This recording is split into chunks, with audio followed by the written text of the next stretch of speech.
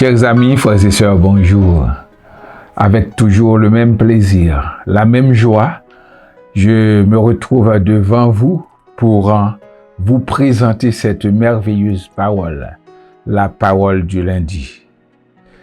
On la trouve dans 1 Thessaloniciens 5, verset 6 jusqu'au verset 10. Ne dormons donc point comme les autres, mais veillons et soyons sobres.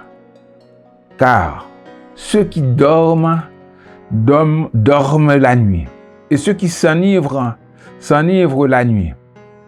Mais nous qui sommes du jour, soyons sobres, ayant revêtu la cuirasse de la foi et de la charité, ayant pour casque l'espérance du salut. Car Dieu ne nous a pas destinés à la colère, mais à l'acquisition du salut par notre Seigneur Jésus-Christ, qui est mort pour nous, afin que soit que nous veillions, soit que nous dormions plutôt, nous vivions ensemble avec lui. Il est important, frères et sœurs,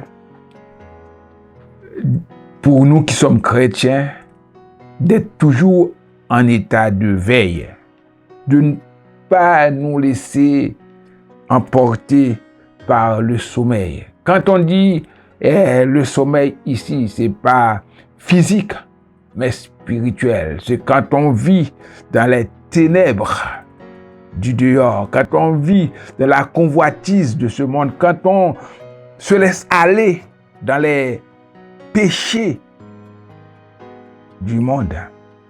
La Bible nous exhorte à être en éveil, à veiller. Ça vient du grec, grégoreo, qui signifie rester éveillé et être aux aguets. Nous ne devons pas, frères et sœurs, nous laisser nous attendrir par les plaisirs de ce monde, par les joies de ce monde. Il nous faut avoir un œil spirituel ouvert dans l'attente du Seigneur Jésus.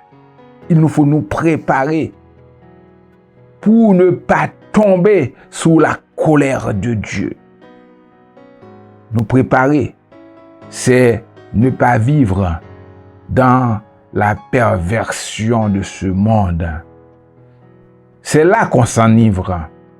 Lorsqu'on vit dans l'alcool, on s'enivre. Lorsqu'on vit dans l'adultère, dans le mensonge, dans la haine, dans la violence, lorsqu'on vit dans les plaisirs de ce monde, dans la haine, dans la colère, dans l'orgueil, nous devons être en éveil.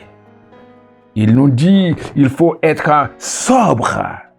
La sobriété. Ne pas aller selon les traits de ce monde.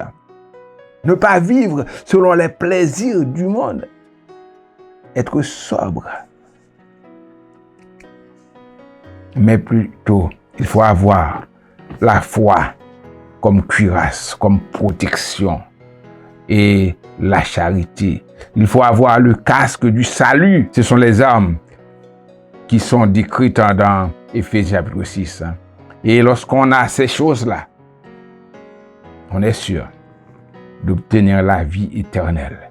On est sûr, même si physiquement on est en train de dormir, mais on reste en éveil spirituellement. Si Christ vient, on est prêt pour aller avec lui.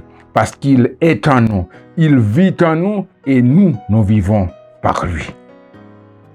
Soyons sobres.